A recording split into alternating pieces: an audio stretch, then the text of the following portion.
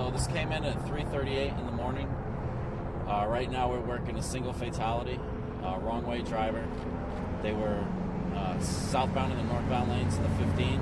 There's actually 3 crashes that happened out here this morning. We had the wrong way driver who was southbound the northbound lanes near Cheyenne, and we had a driver swerve to miss that vehicle. Thankfully they did miss the wrong way driver, but they lost control and hit the center median wall.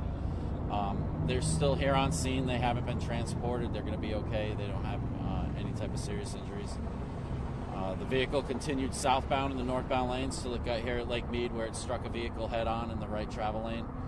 The 2 driver and passenger of the vehicle that were struck were transported to UMC trauma with non-life-threatening injuries. We do, however, have 1 deceased, and that was the wrong way driver. It's a female. I don't have an age on her just yet. She is confirmed deceased. We do suspect impairment at this time. Right now we have a full closure of the I-15 northbound. Traffic is getting diverted off on to Lake Mead. So if you're coming this way this morning, leave early, avoid the area, and plan for traffic. It's going to be shut down for probably at least the next 3 hours. This, unfortunately, is something that we're used to seeing here in Las Vegas.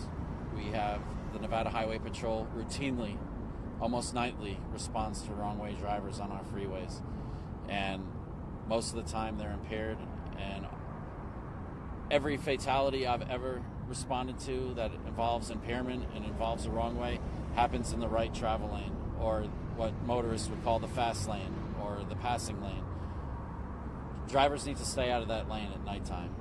There's no other way to put it. There's no way to sugarcoat it. You need to stay out of that lane. We have people in this town who don't take responsibility for their actions.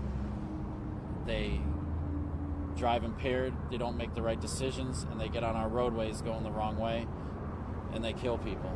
So unfortunately here we did have someone lose their life, but the innocent victims are going to survive.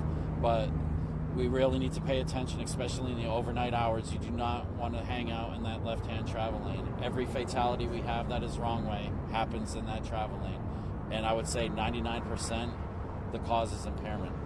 I think it's time as a community, enough is enough with these fatal crashes. People need to really, we all need to pitch in. We all share the roads out here. There's Uber, there's taxis. I mean, this is Las Vegas. There's a taxi every 2 feet in this town.